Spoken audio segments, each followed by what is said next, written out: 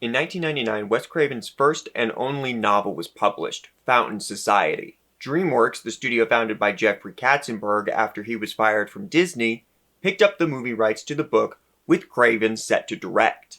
That film never came to fruition, but DreamWorks still wanted to work with Craven. He was selected to direct a thriller written by then first-time screenwriter Carl Ellsworth, based on a story Ellsworth wrote with his college friend Dan Foos. The movie was called Red Eye. The story follows Lisa, played by Rachel McAdams, who is on a flight back home following the funeral of a relative.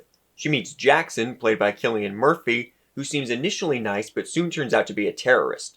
Jackson needs Lisa's help to assassinate the head of Homeland Security, Charles Keefe, and blackmails her by threatening her father's life. Lisa does what Jackson asks of her, but once the plane lands, she escapes him and fights to save both her father and Keefe.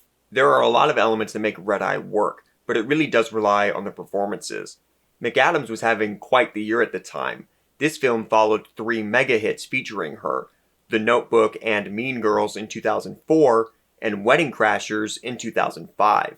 She is fantastic in the film. She perfectly conveys fear, vulnerability, and strength with the right amount of subtlety. Murphy is equally excellent, playing the perfect balance between charming and menacing without ever chewing the scenery.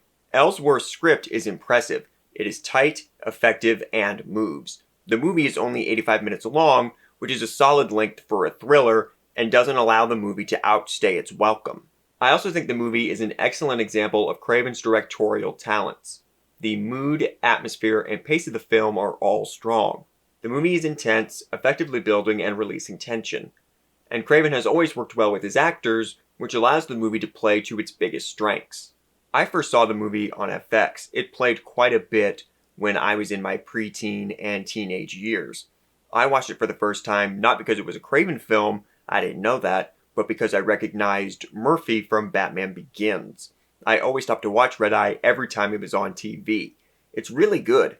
Released on August 19th, 2005, the film grossed $96.2 million against a $26 million budget, giving Craven another big hit. The film was received positively by critics as well. I don't have a ton to say about it, as evidenced by the short length of this video.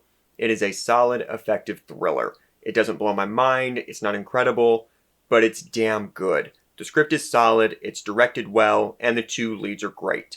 It's a perfect popcorn movie.